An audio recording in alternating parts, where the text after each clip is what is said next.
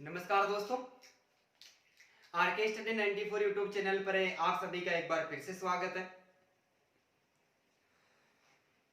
दोस्तों, आज मैं आपके सामने एक और नया वीडियो लेकर उपस्थित हुआ हूं। हिंदी और साइकोलॉजी की क्लास के साथ मैं आज एक अलग क्षेत्र में ट्राई कर रहा हूं। आपको वीडियो कैसा लगे उसके संबंध में आप अपने विचार व्यक्त जरूर करें। वीडियो अच्छा लगे तो चैनल को सब्सक्राइब करें, बेल आइकन बटन को दबाएं, वीडियो को लाइक करें और अपने सारे दोस्तों के साथ में ज्यादा से ज्यादा शेयर करें। दोस्तों, फिर भी किसी प्रकार की कोई कमी वगैरह रह जाती है तो आप कमेंट बॉक्स में जरूर कमेंट करें। और आप हेडिंग को देखकर आज आप समझ गए होंगे कि मैं आज आपको क्या पढ़ाने वाला हूं। दोस्तों, रीट की एग्जाम आपके सामने और रीट के साथ में पटवार की भी एग्जाम है। हर किसी एग्जाम में राजनीति विज्ञान से संबंधित प्रश्न तो आते ही रहते हैं। इस बात को आप सभी भली भांति आसानी के साथ में जानते हो। लेकिन यहाँ पर रीट की एग्जाम हमारे सामने है और रीट के जितने भी यूनिट है उन्हें यूनिट के संबंध में मैंने ऐसा विचार व्यक्त किया कि मैं कुछ अलग से टॉपिक, जो जितने भी टॉपिक दे रखे हैं उसमें जो ऑथेंटिक मैटर है उस मैटर के अनुसार मैं अपना जो अनुभव है वो अनुभव मैं आपके सामने व्यक्त करूं। तो मैं आज आपके सामने मनोविज्ञान का पहला ही वीडियो लेकर आया हूं। आपको जैसा उचित लगे आप वैसा कमेंट करके मेरा उत्साहवर्धन जरूर करें। दोस्तों, आज हम अध्ययन करेंगे भारतीय संविधान का विकास, कॉन्स्टिट्यूशनल डेवलपमेंट ऑफ इंडिया। भारतीय संविधान के विकास के बारे में हम पढ़ेंगे। और भारतीय संविधान का जो विकास है वो जब ईस्ट इंडिया कंपनी की स्थापना हुई थी 1600 ईस्वी से लेकर 1947 ईस्वी तक के बीच की जितने प्रकार की गतिविधियां होती है उनमें से जो भी प्रश्न पूछे गए उन्हें सारे प्रश्नों का जिक्र भी मैं आपको वीडियो में जरूर करता रहूंगा। कौन से प्रश्न पूछेंगे उन प्रश्नों को मैं अलग से समझाने की भी कोशिश करूंगा। ठीक है, तो भारतीय संविधान का विकास है। दोस्तों, भारतीय संविधान के इस विकास को दो भागों में बांटकर पढ़ेंगे हम। कितने भागों में? दो भागों में बांटकर पढ़ेंगे, जिसमें सबसे पहले पढ़ेंगे हम ईस्ट इंडिया कंपनी के अंतर्गत भारत में सबसे पहले ईस्ट इंडिया कंपनी की स्थापना हुई थी। और ईस्ट इंडिया कंपनी की स्थापना होने के अंतर्गत भारत ईस्ट इंडिया कंपनी के अंतर्गत कितने दिनों तक गुलाम था, किस प्रकार की गतिविधियां हुई थी। सबसे पहले हम पढ़ेंगे ईस्ट इंडिया कंपनी के अंतर्गत भारत और उसके बाद में ब्रिटिश क्राउन यानी ताज, ब्रिटिश क्राउन के अंतर्गत भारत है। तो ईस्ट इंडिया कंपनी के अंतर्गत ईस्ट इंडिया कंपनी का भारत पर शासन 1773 ईस्वी से लेकर 1853 ईस्वी तक हुआ था। तो रेगुलेटिंग एक्ट 1773,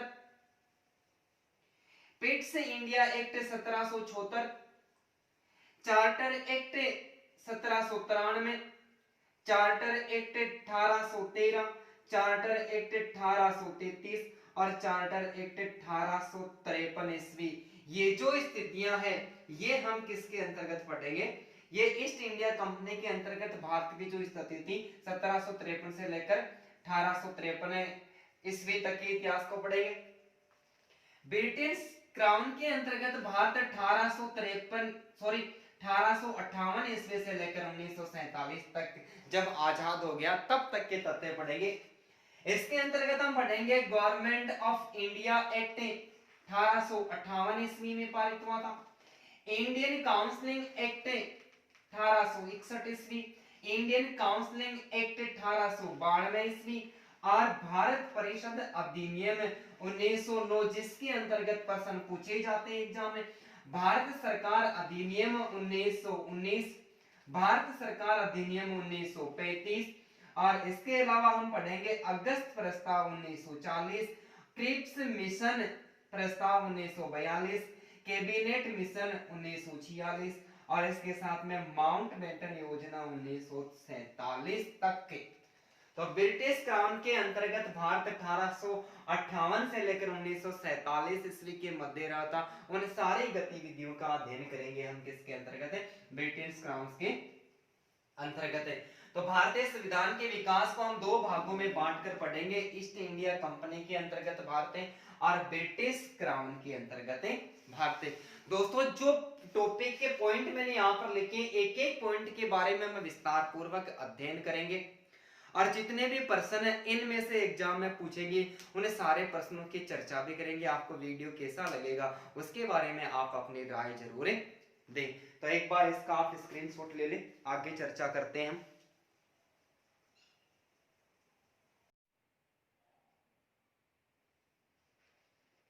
ठीक है भाई, उसके बाद में देखते हैं, सबसे पहले ईस्ट इंडिया कंपनी की शुरुआत के बारे में चर्चा करते हैं। हम सबसे पहले अध्ययन करते हैं 1600 ईस्वी का राजलेख या चार्टर एक्ट, कि भारतीय संविधान के विकास का जो प्रारंभ है, किसका भाई, भारतीय संविधान के विकास का। यहां पर सबसे खतरनाक प्रश्न हमारे सामने पहला ये निकल के आ रहा है कि भारतीय संविधान के विकास का जो प्रारंभ है दोस्तों, वो ईस्ट इंडिया कंपनी की स्थापना के साथ ही शुरू हो गया था। हम भारतीय संविधान का विकास पढ़ रहे हैं, पहला प्रश्न हमारे सामने ये कि भारतीय संविधान के विकास का जो प्रारंभ है, ये प्रारंभ कब हुआ। तो भारतीय संविधान का विकास का जो प्रारंभ है वो ईस्ट इंडिया कंपनी की स्थापना के समय से प्रारंभ हो गया था। दोस्तों ईस्ट इंडिया कंपनी की जो स्थापना है वो 31 दिसंबर 1600 ईस्वी में की गई। कब की गई? 31 दिसंबर 1600 ईस्वी में की गई। महारानी एलिजाबेथ प्रथम, ये इंग्लैंड की महारानी एलिजाबेथ प्रथम ने 31 दिसंबर 1600 ईस्वी को कंपनी की, भारत में ईस्ट इंडिया कंपनी की स्थापना कर दी। और स्थापना करने के बाद में जो पूर्वी देश थे, ठीक है, भारत के जो पूर्वी देश थे, उन पूर्वी देशों में कितने वर्षों तक, 15 वर्षों तक व्यापार करने का अधिकार है वो क्या कर दिया, प्रदान कर दिया। भाई इंग्लैंड के जो, ब्रिटेन के लोग हैं वो भारत आएंगे और भारत में आकर 15 साल तक वो व्यापार करेंगे, उनको कोई कुछ नहीं कहेगा। तो इंग्लैंड की जो महारानी थी एलिजाबेथ प्रथम ने 31 दिसंबर 1600 ईस्वी को कंपनी की स्थापना करके पूर्वी, भारत के जो पूर्वी देश थे और पूर्वी देशों में 15 वर्षों तक व्यापार करने का अधिकार क्या कर दिया, प्रदान कर दिया। दोस्तों यहाँ पर एक और नया प्रश्न आपके सामने निकल के आया कि जिस समय ईस्ट इंडिया कंपनी की स्थापना हुई थी उस समय इस कंपनी की कितनी पूंजी थी। तो 30,133 पौंड इस कंपनी की पूंजी थी और इस कंपनी में कुल भागीदारों की संख्या कितनी थी, 217 भागीदार थे। बहुत वेरी वेरी इंपॉर्टेंट प्रश्न है कि स्थापना के समय कंपनी की पूंजी 30,133 पौंड थी और कंपनी में कुल भागीदार कितने थे, 217 भागीदार थे। ठीक है, उसके बाद में 1608 ईस्वी में, कब, 1608 ईस्वी में सर विलियम हॉकिंस और 1615 ईस्वी में सर टॉमस रो। ठीक है, ये सर टॉमस रो इंग्लैंड का, ब्रिटेन का राजदूत था। तो 1608 ईस्वी में सर विलियम हॉकिंस और 1615 ईस्वी में सर टॉमस रो के नेतृत्व में कंपनी ने एक व्यापारिक शिष्टमंडल, ये एक व्यापारिक शिष्टमंडल था जो व्यापार करने के उद्देश्य से, व्यापार करने की अनुमति लेने के लिए भारत आया था। तो इसमें एक सर विलियम हॉकिंस, ये 1608 ईस्वी में आए थे और 1615 ईस्वी में सर टॉमस रो भारत आया था। और प्रथम व्यापारिक जो केंद्र था उसकी स्थापना इन्होंने कहां पर की, सूरत में। और कब की, 1613 ईस्वी में की।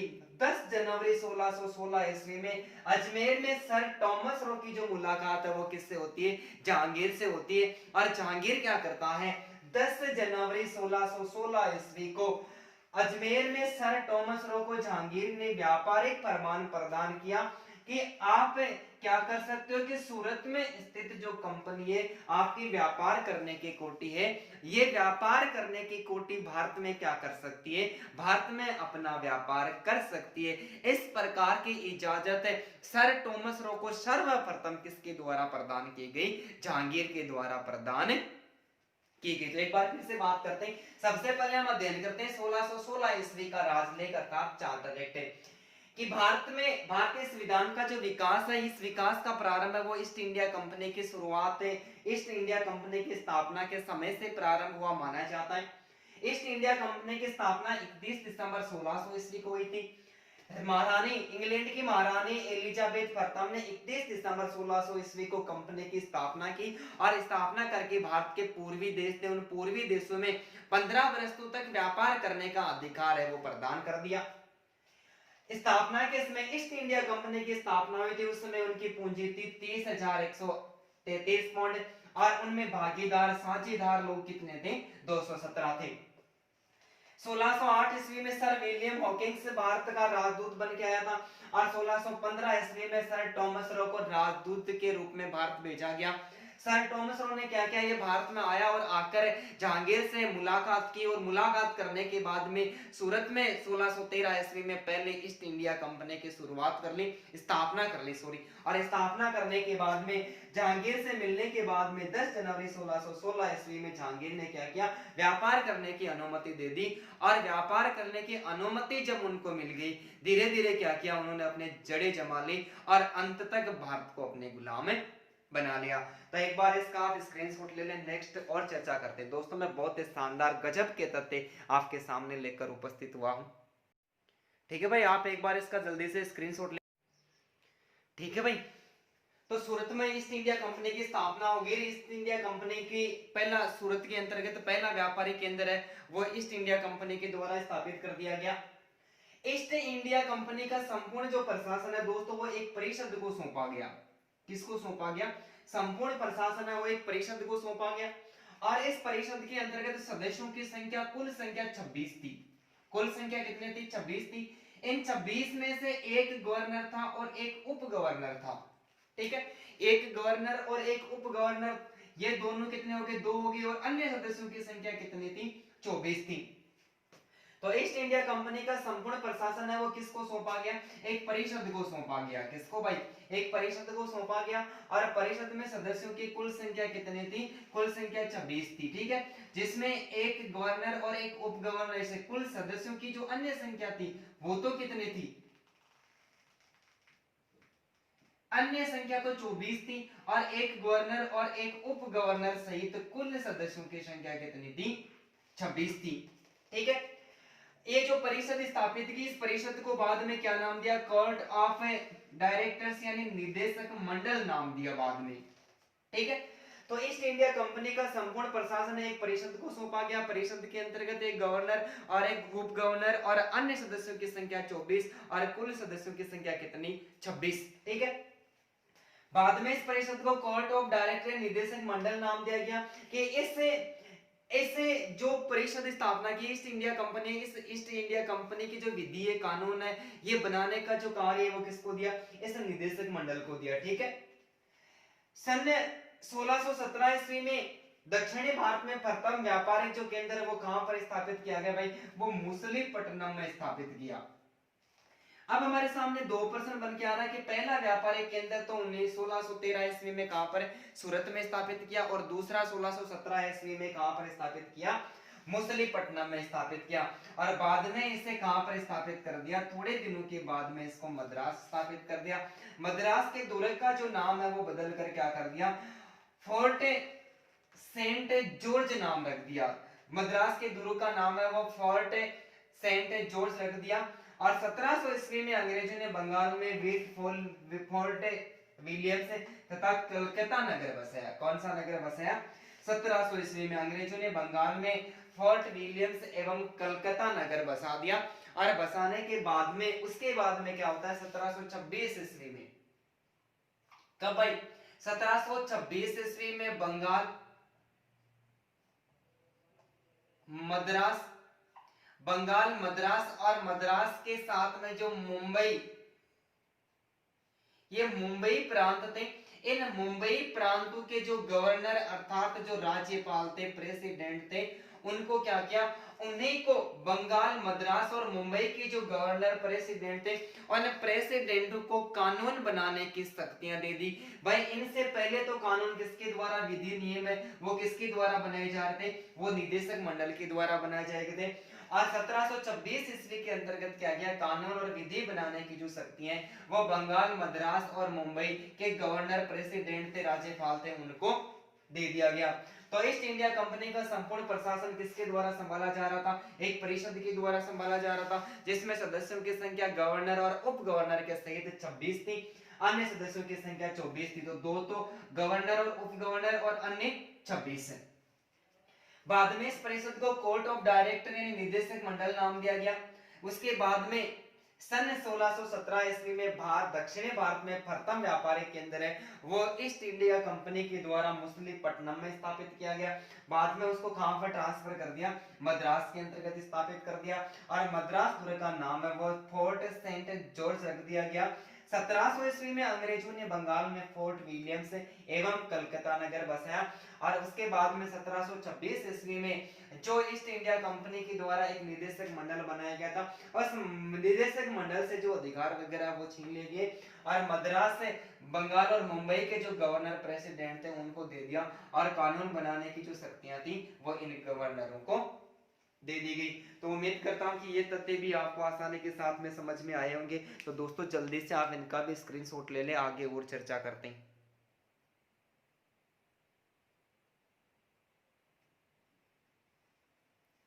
ठीक है भाई। तो 1726 ईस्वी में बंगाल, मुंबई और मद्रास के जो गवर्नर प्रेसिडेंट थे उनको विधि निर्माण करने की जो शक्तियां प्रदान की गई। उसके बाद में 23 जून 1757 ईस्वी को प्लासी का युद्ध हुआ और प्लासी का युद्ध लॉर्ड क्लाइव और सिराजुद्दौला। तो लॉर्ड क्लाइव ने सिराजुद्दौला को हरा दिया और हराकर बंगाल में, कहां पर भाई, बंगाल में कंपनी की क्या कर दी, ईस्ट इंडिया कंपनी की स्थापना कर दी अर्थात नींव डाली। तो 23 जून 1757 ईस्वी को प्लासी के युद्ध में लॉर्ड क्लाइव ने किसको हराया, सिराजुद्दौला को हराकर बंगाल में क्या की, कंपनी की स्थापना की। इसके बाद में 22 जून 1764 ईस्वी में बक्सर का युद्ध हुआ और बक्सर के युद्ध में विजय प्राप्त करने के बाद में 1765 में इलाहाबाद की संधि हुई। किसकी संधि हुई भाई, इलाहाबाद की संधि हुई और इलाहाबाद की संधि लॉर्ड क्लाइव और शाह आलम के मध्य हुई थी। किसके मध्य हुई, लॉर्ड क्लाइव और शाह आलम के मध्य हुई। और इससे इलाहाबाद की संधि में कंपनी को बंगाल, बिहार और उड़ीसा के अंतर्गत राजस्व वसूली करने का क्या हो गया, अधिकार प्राप्त हो गया। तो इलाहाबाद की संधि के साथ ही संपूर्ण रूप से क्या कर लिया, कंपनी ने अपना अधिकार कर लिया। तो 22 जून 1764 ईस्वी में बक्सर की विजय के बाद में 1765 ईस्वी में इलाहाबाद की संधि लॉर्ड क्लाइव और शाह आलम के मध्य हुई और संधि होने के बाद में कंपनी को बंगाल, बिहार और उड़ीसा से राजस्व यानी धन वगैरह वसूल करने का अधिकार है वो प्राप्त हो गया। इसके बाद में रेगुलेटिंग एक्ट 1773 ईस्वी में, तो ब्रिटिश प्रधानमंत्री रेगुलेटिंग एक्ट 1773 के इसमें ब्रिटेन का जो प्रधानमंत्री था वो कौन था, लॉर्ड नाथ था। कौन था भाई, लॉर्ड नाथ था। और लॉर्ड नाथ के द्वारा एक समिति गठित की गई थी जिसका नाम था गुप्त समिति। क्या नाम था, गुप्त समिति। इस गुप्त समिति की सिफारिश पर एक एक्ट पारित किया गया और उस एक्ट को क्या नाम दिया, 1773 का रेगुलेटिंग एक्ट नाम दिया गया। और इस एक्ट का जो मुख्य उद्देश्य था, कंपनी के कार्यों को भारत एवं ब्रिटेन दोनों स्थानों पर क्या करना, नियंत्रण करना। कि ईस्ट इंडिया कंपनी के जितने भी कार्य, भाई एक शाखा तो कहां पर स्थापित कर दी, इंग्लैंड में, और दूसरी शाखा भारत में सबसे पहले कहां पर स्थापित कर दी, बंगाल में स्थापित कर दी। तो ब्रिटिश प्रधानमंत्री लॉर्ड नॉर्थ द्वारा गठित गुप्त समिति की सिफारिश पर पारित एक्ट को 1773 का रेगुलेटिंग एक्ट नाम दिया गया। और इस एक्ट का कार्य उद्देश्य क्या था, जो ईस्ट इंडिया कंपनी के कार्यों को भारत और ब्रिटेन दोनों स्थानों पर क्या करना, नियंत्रण करना। और उसमें कंपनी में व्याप्त दोष, किसी प्रकार की कोई कमी वगैरह रह जाती है, उस कमी को समाप्त करने का उद्देश्य किसका रखा गया दोस्तों, रेगुलेटिंग एक्ट 1773 का रखा गया। तो एक बार फिर से बात करते हैं, 1726 में बंगाल, मद्रास और बिहार के जितने भी गवर्नर थे उनको स्वयं को निर्माण किसी भी प्रकार का कानून बनाने की शक्ति प्राप्त हो गई। उसके बाद में 23 जून 1757 को प्लासी के युद्ध में लॉर्ड क्लाइव ने सिराजुद्दौला को हराया और हराने के बाद में बंगाल में ईस्ट इंडिया कंपनी की स्थापना कर दी। उसके बाद में 22 जून 1764 में बक्सर की विजय के बाद में 1765 ईस्वी में इलाहाबाद की संधि शाह आलम और लॉर्ड क्लाइव के मध्य हुई और संधि से कंपनी को बंगाल, बिहार और उड़ीसा में राजस्व वसूली करने का क्या मिल गया, अधिकार मिल गया। और उसके बाद में रेगुलेटिंग एक्ट 1773 प्रस्तुत हुआ।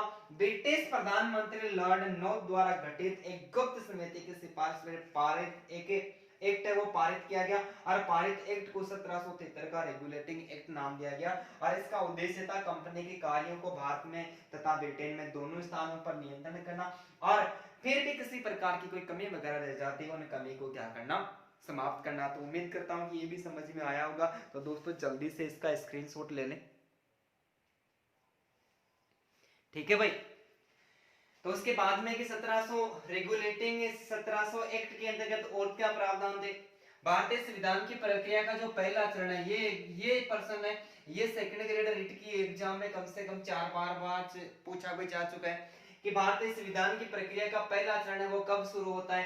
तो प्रश्न दो तरीके से पूछा जा सकता है कि 1773 का रेगुलेटिंग एक्ट या फिर 21 जून 1973 को। तो भारतीय संविधान की प्रक्रिया का जो प्रारंभिक चरण है वो 21 जून 1773 को लागू किए ये एक्ट यानी रेगुलेटिंग एक्ट को ही माना जाता है। इसके बाद में यह ब्रिटिश संसद की कंपनी पर प्रथम संसदीय नियंत्रण था जिसमें निम्नलिखित प्रावधान थे कि रेगुलेटिंग एक्ट 1973 के अंतर्गत किस प्रकार के प्रावधान थे। तो इसमें पहला जो प्रावधान था वो था कि बंगाल में गवर्नर जनरल का पद शुरू हुआ। किसका? गवर्नर जनरल यानी जीजी का पद शुरू हो गया सबसे पहली बार। तो गवर्नर जनरल का जो पद है वो 1773 के रेगुलेटिंग एक्ट के तहत ही शुरू हुआ था। तो बंगाल में गवर्नर जनरल का पद शुरू हो गया था और बंगाल का जो प्रथम गवर्नर जनरल है वो वारेन हेस्टिंग्स को माना जाता है। किसको माना जाता है? बंगाल का प्रथम गवर्नर जनरल। प्रश्न हमें ये पूछे कि बंगाल का प्रथम गवर्नर जनरल कौन था, तो वारेन हेस्टिंग्स से। दूसरा जो प्रावधान है वो क्या गया कि गवर्नर जनरल के लिए एक कार्यकारिणी परिषद का गठन किया और इस कार्यकारिणी परिषद में सदस्यों की संख्या कितनी थी भाई? 4 थी। गवर्नर जनरल की सहायता करने के लिए कार्यकारिणी परिषद का गठन किया जिसमें सदस्यों की संख्या 4 थी, जिसमें एक सदस्य फिलिप फ्रांसिस था, दूसरा क्लेवरिंग था, तीसरा मानसन था और चौथा कौन था? बर्वेली। 4 सदस्य थे कि बंगाल में गवर्नर जनरल का पद शुरू हुआ। पहला गवर्नर जनरल बंगाल का वारेन हेस्टिंग्स था। वारेन हेस्टिंग यानी गवर्नर जनरल की सहायता के लिए कार्यकारिणी परिषद का गठन किया और इस परिषद में सदस्यों की संख्या 4 थी। 4 में एक सदस्य था फिलिप फ्रांसिस, दूसरा क्लेवरिंग, तीसरा मानसन और चौथा कौन था? बर्वेल था। तीसरा प्रावधान था कि कंपनी के व्यापारिक कार्यों का नियंत्रण करने के लिए एक निदेशक मंडल की स्थापना की गई और इस निदेशक मंडल के अंतर्गत कितने सदस्य थे भाई? इस निदेशक मंडल के अंतर्गत 24 सदस्य थे। कितने थे? 24 थे। 24 के अलावा एक गवर्नर और एक उप गवर्नर। सदस्यों की संख्या पूछ ले तो कितने थे? 24 थे। इन 24 सदस्यों का जो कार्यकाल था वो शुरुआत में कितना था? 1 वर्ष था, लेकिन इस रेगुलेटिंग एक्ट के तहत इनका जो कार्यकाल है वो कितने वर्ष का कर दिया? 4 वर्ष का कर दिया। तो कंपनी के व्यापारिक कार्यों को नियंत्रण करने के लिए निदेशक मंडल की स्थापना की गई जिसमें सदस्यों की संख्या 24 थी और इनका कार्यकाल प्रारंभिक दौर में 1 वर्ष का था। रेगुलेटिंग एक्ट 1773 के तहत इसका कार्यकाल कितना कर दिया? 4 वर्ष कर दिया और 4 वर्षों में एक अध्यक्ष और एक उपाध्यक्ष का भी इसके अंतर्गत प्रावधान किया गया। 1774 ईस्वी में कोर्ट विलियम यानी कलकत्ता में एक अपेक्ष न्यायालय के रूप में एक सर्वोच्च न्यायालय या फिर एक उच्चतम न्यायालय की स्थापना की गई। तो कलकत्ता में यह प्रश्न भी एग्जाम में बहुत बार पूछा जा चुका है कि कलकत्ता में सर्वोच्च न्यायालय की स्थापना किस एक्ट के तहत की गई। तो हमारा सही आंसर होगा 1773 का रेगुलेटिंग एक्ट के तहत कलकत्ता या फिर जो फोर्ट विलियम नगर बसाया था उसमें अपेक्ष न्यायालय के रूप में सर्वोच्च न्यायालय की स्थापना की गई। इस न्यायालय में एक मुख्य न्यायाधीश और 3 अन्य न्यायाधीश थे। एक मुख्य न्यायाधीश और 3 अन्य न्यायाधीश। एक मुख्य न्यायाधीश सर एलिजा इम्पे थे और अन्य न्यायाधीशों में एक था चेम्बर्स, दूसरा था लिमेस्टर और तीसरा कौन था? हाइट था। तो एक बार फिर से बात करते हैं कि भारतीय 1773 का जो रेगुलेटिंग एक्ट है इसके अंतर्गत क्या होता है? भारतीय संविधान की प्रक्रिया का पहला चरण है वो 21 जून 1773 को लागू किए रेगुलेटिंग एक्ट को माना जाता है। ये ब्रिटिश संसद का कंपनी पर प्रथम संसदीय नियंत्रण था जिसमें निम्नलिखित प्रावधान थे। पहला प्रावधान क्या था, बंगाल में गवर्नर जनरल का पद शुरू हुआ। बंगाल का प्रथम गवर्नर जनरल वारेन हेस्टिंग्स था। गवर्नर जनरल की सहायता के लिए कार्यकारी परिषद का गठन किया जिसमें 4 सदस्य थे, फ्रांसिस फिलिप फ्रांसिस, क्लेवरिंग, मॉनसन और बरवेल थे। कंपनी के व्यापारिक कार्यों का नियंत्रण करने के लिए एक निदेशक मंडल की स्थापना की गई जिसमें सदस्यों की संख्या 24 थी। कार्यकाल इस रेगुलेटिंग एक्ट 1773 के पहले 1 वर्ष था और इस एक्ट के अंतर्गत क्या कर दिया, 4 वर्ष का कर दिया। इसी एक्ट के तहत 1774 ईस्वी में कोर्ट विलियम ने कलकत्ता में एक सर्वोच्च न्यायालय की स्थापना की गई जिसमें एक मुख्य न्यायाधीश सर एलिजा इम्पे और 3 अन्य न्यायाधीश चैम्बर्स, लिमेस्टर और हाइड थे। ठीक है, तो एक बार इसका भी आप स्क्रीनशॉट ले, आगे और चर्चा करते हैं। ठीक है भाई, तो 1773 के रेगुलेटिंग एक्ट के बाद में एक्ट ऑफ सैटेलाइट 1781 लाया गया और इसका मुख्य उद्देश्य क्या था कि 1773 का जो रेगुलेटिंग एक्ट था, इस 1773 के रेगुलेटिंग एक्ट में कमियां रह गई थी, उन कमियों को दूर करने के लिए एक्ट ऑफ सेटलमेंट 1781 लाया गया। एक्ट ऑफ सेटलमेंट 1781 के तहत बिहार व उड़ीसा में कानून निर्माण का जो अधिकार है वो किसको दे दिया, बंगाल को दे दिया। ये सबसे बड़ा बदलाव किया गया। बिहार व बंगाल में जो कानून निर्माण है, बिहार व उड़ीसा में कानून निर्माण का जो अधिकार था वो किसको दे दिया, बंगाल को दे दिया। एक्ट ऑफ सैटेलाइट 1781 का जो सुझाव है वो किसके द्वारा दिया गया, परवर समिति का अध्यक्ष और अध्यक्ष का नाम था एडमंड बरक। एडमंड बरक ने सुझाव दिया और ये परवर समिति का अध्यक्ष था। सुझाव पर एक्ट ऑफ सेटलमेंट 1781 लाया गया जिसका उद्देश्य 1773 के एक्ट की कमियों को दूर करने के लिए बनाया गया था। एक्ट ऑफ सेटलमेंट 1781 को संशोधनात्मक अधिनियम अमेंडिंग एक्ट या बंगाल जुडिकेचर के नाम से भी जाना जाता है और इस एक्ट ऑफ सेटलमेंट 1781 के अंतर्गत गवर्नर जनरल इन काउंसिल को सर्वोच्च न्यायालय की अधिकारिता से मुक्त कर दिया। अर्थात गवर्नर जनरल की कार्यकारिणी परिषद बनाई गई थी जिसमें 4 सदस्य थे। उन सदस्यों के द्वारा जो भी नियम वगैरह बनाए जाएंगे उन नियमों को उच्चतम न्यायालय के पास में पंजीकृत करवाने की आवश्यकता नहीं थी, इसलिए सर्वोच्च न्यायालय को, उस परिषद को क्या किया, सर्वोच्च न्यायालय की अधिकारिता से मुक्त कर दिया कि गवर्नर जनरल इन काउंसिल को सर्वोच्च न्यायालय की अधिकारिता से मुक्त कर दिया। अर्थात 1773 की रेगुलेटिंग एक्ट में हमने पढ़ा था कि गवर्नर जनरल का जो पद है वो सर्जित किया और उसकी सहायता के लिए कार्यकारिणी सदस्य, कार्यकारिणी परिषद बनाई गई। तो गवर्नर जनरल की उस कार्यकारिणी परिषद अब जो नियम बनाएगी उसे उच्चतम न्यायालय के पास में पंजीकृत करवाना आवश्यक नहीं होगा। ये बदलाव किसके अंतर्गत किया गया, एक्ट ऑफ सेटलमेंट 1781 के अंतर्गत किया गया। यहाँ पर एक और बात निकल के आती है कि रेगुलेटिंग एक्ट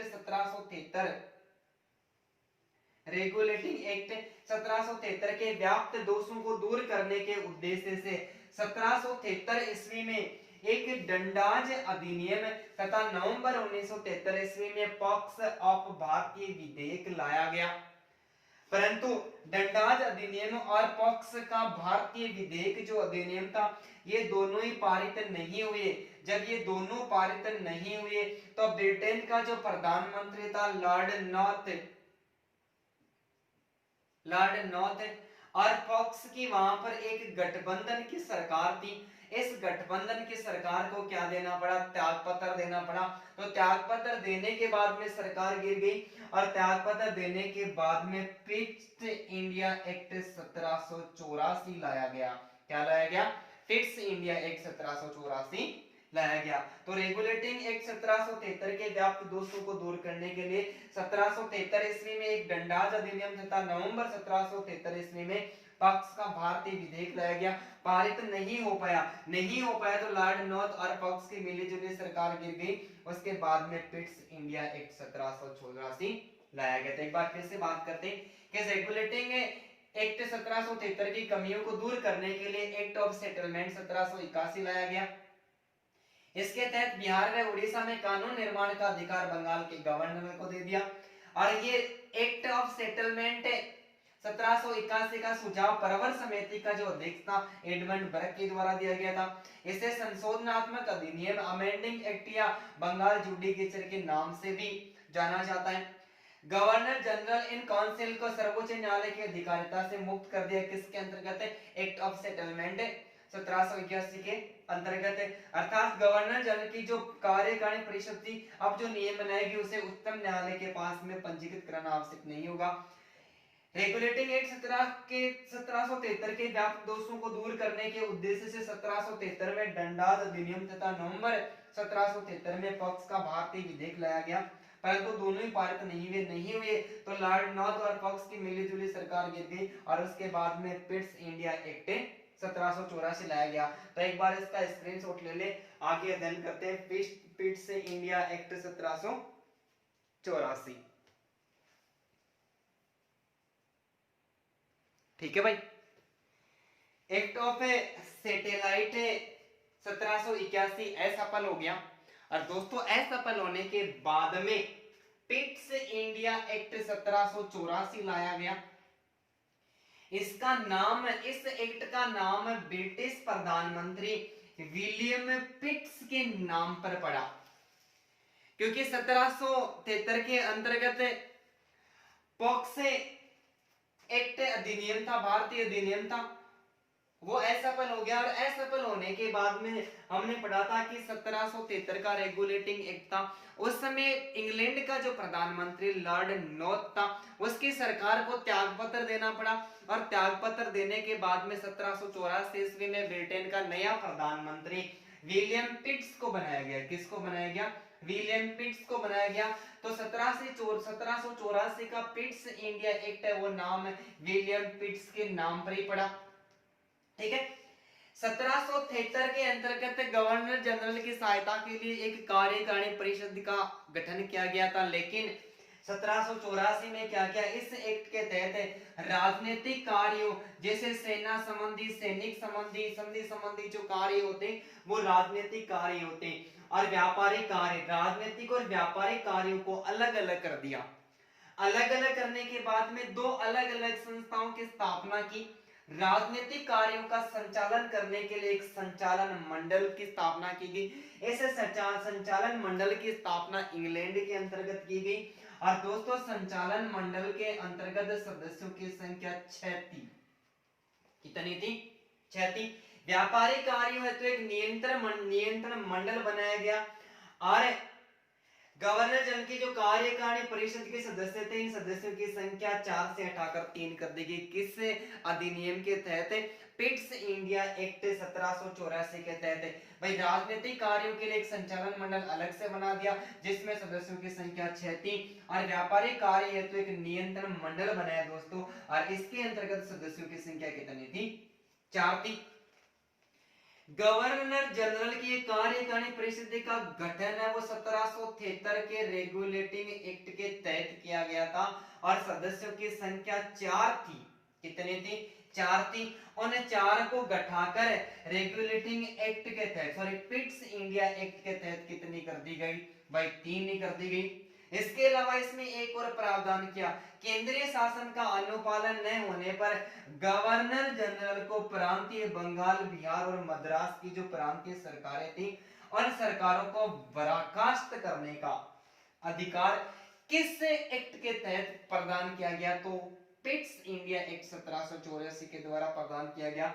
इसके अलावा भारत में नियुक्त अंग्रेज अधिकारी, कोई भी अंग्रेज अधिकारी है और वो अवैध कार्य सही तरीके से नहीं कर रहा है, अवैध कार्यों पर मुकदमा चलाने के लिए कार्य सही तरीके से नहीं कर रहा है तो उनके लिए मुकदमा चलाया जाए और मुकदमा कहां पर चलाया जाए इसके लिए एक कोर्ट की स्थापना की। लेकिन वो कोर्ट कहां पर खोला गया? इंग्लैंड में खोला गया। तो भारतीयों को कोई फायदा नहीं हुआ। तो भारत में नियुक्त अंग्रेज अधिकारियों के अवैध कार्यों पर मुकदमा चलाने के लिए इंग्लैंड में क्या कर दी? कोर्ट की स्थापना कर दी। इस कोर्ट की स्थापना भी पिट्स इंडिया एक्ट 1784 के तहत की गई।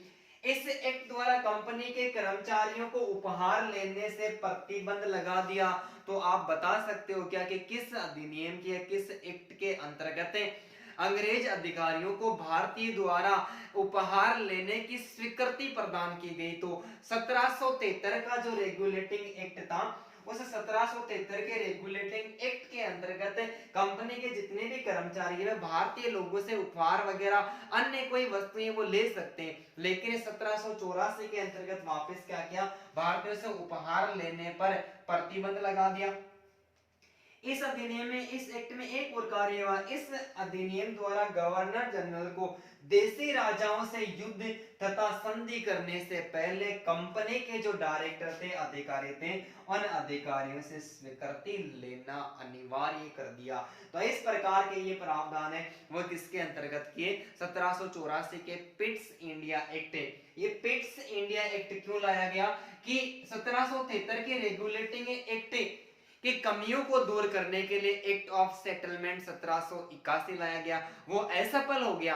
असफल होने के कारण पिट्स इंडिया एक्ट 1784 लाया गया और इसका नाम है, उस समय ब्रिटेन के प्रधानमंत्री विलियम पिट्स थे, उनके नाम पर क्या पड़ गया, पिट्स इंडिया एक्ट पड़ गया। इस एक्ट के तहत राजनीतिक कार्यों और व्यापारिक कार्यों को अलग अलग कर दिया। राजनीतिक कार्यों के लिए एक संचालन मंडल बनाया गया जिसमें सदस्यों की संख्या कितनी थी, 6 थी। और व्यापारिक कार्य तो एक नियंत्रण मंडल बनाया गया जिसकी सदस्य संख्या कितनी थी, 4 थी। इसके अलावा इस एक्ट में क्या प्रावधान किए गए, 1773 का रेगुलेटिंग एक्ट के अंतर्गत गवर्नर जनरल के लिए कार्यकारिणी परिषद की स्थापना की जिसमें सदस्यों की संख्या 4 रखी थी। इस एक्ट के तहत घटाकर 3 ही कर दी गई। केंद्रीय शासन का अनुपालन न होने पर गवर्नर जनरल को प्रांतीय सरकारों को बर्खास्त करने का आदेश दे दिया।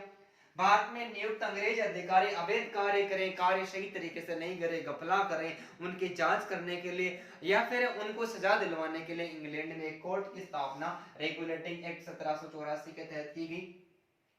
इस एक्ट के द्वारा कंपनी के कर्मचारियों को उपहार लेने के लिए प्रतिबंध लगा दिया। 1773 के रेगुलेटिंग एक्ट के अंतर्गत कंपनी के अंग्रेज जो अधिकारी थे या फिर जो कर्मचारी थे उनको भारतीयों द्वारा उपहार वगैरह स्वीकार करने की स्वीकृति प्रदान की थी, जिसको इसमें बंद कर दिया गया। और इस अधिनियम द्वारा गवर्नर जनरल को देशी राजाओं से युद्ध करने तथा संधि करने से पहले कंपनी के जो डायरेक्टर है उनसे अनुमति लेनी पड़ेगी, ये करना क्या कर दिया, अनिवार्य कर दिया। तो ये सारे के सारे प्रावधान किसके अंतर्गत किए गए, पिट्स इंडिया एक्ट 1784 के अंतर्गत किए गए। तो उम्मीद करता हूँ कि ये भी तथ्य समझ में आए होंगे। तो दोस्तों इनका भी आप जल्दी से स्क्रीनशॉट ले लो, ठीक है भाई। तो 1784 के पिट्स इंडिया एक्ट के बाद में 1786 का अधिनियम एक्ट ऑफ 1786 लाया गया। इस अधिनियम के द्वारा गवर्नर जनरल को, किसको भाई, गवर्नर जनरल को विशेष परिस्थितियों में, बहुत बहुत वेरी इंपॉर्टेंट प्रश्न हमारे सामने निकल के आ रहा है कि 1786 के अधिनियम के द्वारा गवर्नर जनरल को विशेष परिस्थितियों में अपनी जो कार्यकारिणी परिषद बनाई गई थी उनके द्वारा बनाए गए कानून एवं दिए गए निर्णय को निरस्त कर अपने निर्णयों को लागू करने का जो अधिकार है वो प्रदान किया गया। बहुत खतरनाक प्रश्न है।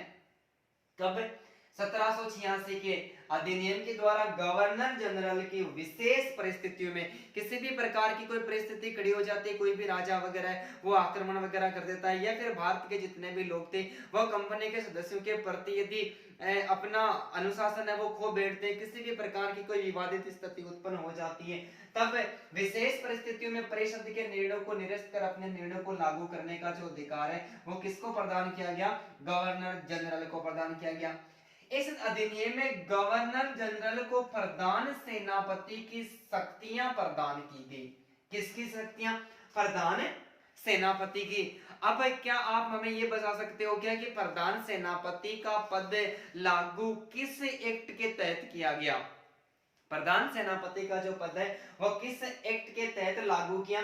तो ये प्रधान सेनापति का जो राजनीतिक कार्यों के लिए, किसके लिए भाई, राजनीतिक कार्यों के लिए एक संचालन मंडल की स्थापना की और संचालन मंडल के अंतर्गत एक सदस्य को प्रधान सेनापति बनाया गया।